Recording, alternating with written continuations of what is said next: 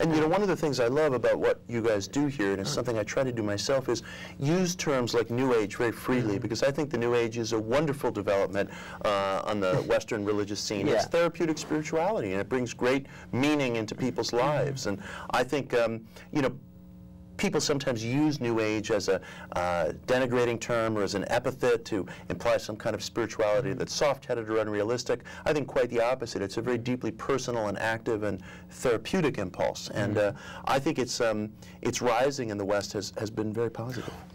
Well, it was positive. And in the 1980s, when I sort of got into the whole scene, in the early 80s, it was like great and fresh. By the end of the 80s, no one wanted to be New Age. Right. And it was like, okay, we're not calling ourselves that anymore because it's like dated and it's like, it was embarrassing. You know, I think, but there were some great high points in the 80s, and I know there's just so much you don't touch upon. I mean, because it's just so limited, and it's sort of like a more of a remote background, but like harmonic convergence, you know, with such a high point. Are you going to continue writing? Yes, I am. In fact, I'm working on a new book now. It's a history of the positive thinking movement, and it goes from its American roots in mental healing up through Norman Vincent Peale, up through The Secret. So it takes in that vast aspect of our spiritual culture, which encompasses not only the New Age, but many evangelical ministries who are walking directly in the footsteps of an occult or mystical tradition without ever once acknowledging it. Andrew Jackson Davis coined the term law of attraction. Pat Robertson uses the term law of reciprocity. He's talking about precisely the same thing, and it's time we uncover the roots. What was your spiritual beginnings, awakenings? Where did you... Well, I was about 13, around my early teens, and I had an out-of-body experience. Quite a few of them, actually, and I was so scared of them. I just sometimes lie in bed and I'd be like, please don't take me. I'd be frightened to go to sleep, and then I'd see myself just going, just traveling. Well, I think that's a really important comment, because people have had experiences, and there's no place in religion for answers like this. So they went to the New Age, they went to like the esoteric traditions, and provided answers. Robert Monroe, Journeys Out of the Body. You know, America was so important in actually the evolution of spirituality around the planet because we weren't tied to a tradition. That's right. And again, you know, I come back to this again and again in the book, the kind of experience that Patricia just described.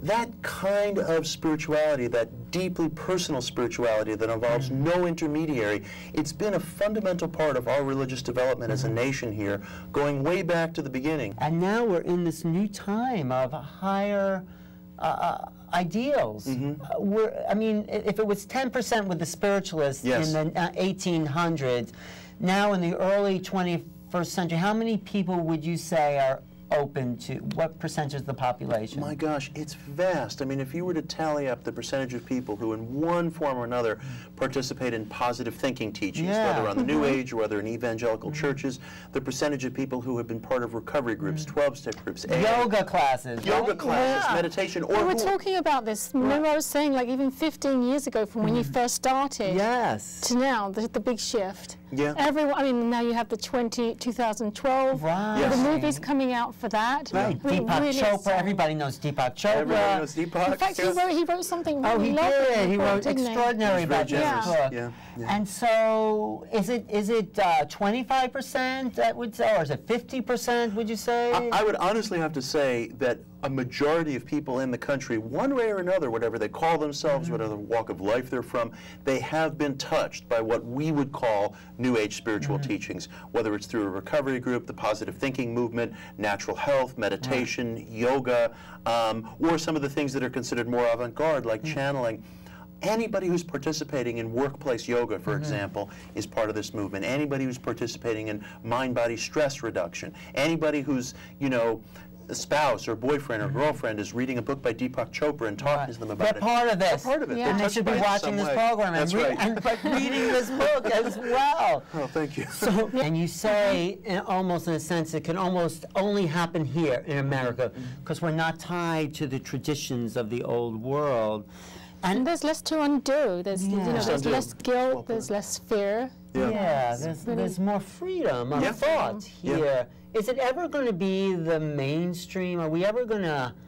Is it ever going to overthrow religions? I mean, this is. Well, you know, we human beings have a terrible habit of replacing, you know, what we overthrow with the very thing that was being replaced. So if it does, you know, it'll become calcified. But, That's too bad. But I do think that I do sense, especially in private, when people are really willing to open up, there is a tremendous openness to people's spiritual yearnings and spiritual search in this country. I'm so surprised at the number of people who I meet who in public will say, look, I don't put up with any of this nonsense. Right. But then in private, you know, they start telling me stories and experiences that they had that are, you know, vastly more occult in nature than anything I've experienced. So it is out there. And you've seen the patterns, Yes. you know? What would you say to people? And is there a big change that seems to be happening? I would say yes to all that, and I would put it in these terms. The New Age is mainstream. New Age spirituality, therapeutic spirituality, all these things that have their roots in occult and mystical movements have become part of the groundwater of our religious culture in this country and throughout the West. It's not something to be afraid of. It's not something to be embarrassed by or to apologize for. It's the root work of our religious culture in this country. It is mainstream, and I think we should feel very free in embracing it.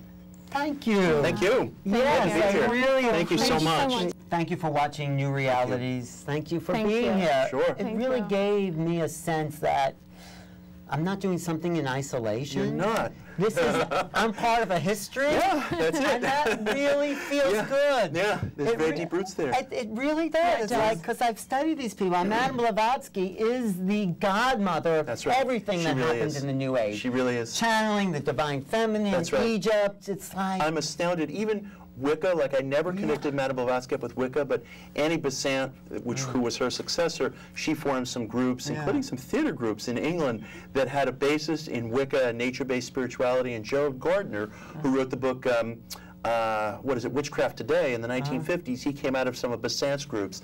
So even the whole explosion in pagan spirituality can be traced back to theosophy. She was a superstar. She was. I She mean, was amazing. actually like a spiritual genius in a sense. Yeah, I feel that way very much. Yeah. Yeah. Thanks again. Sure thing, man. This Thank was you. great. Yeah. Thanks for watching New Realities. If you want to reach me, go to my website, newrealities.com.